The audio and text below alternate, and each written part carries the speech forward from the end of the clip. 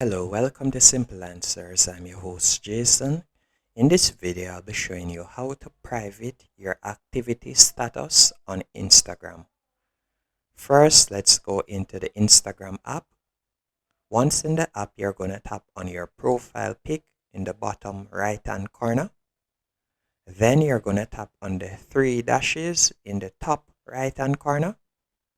Then select settings. Then you're going to select privacy.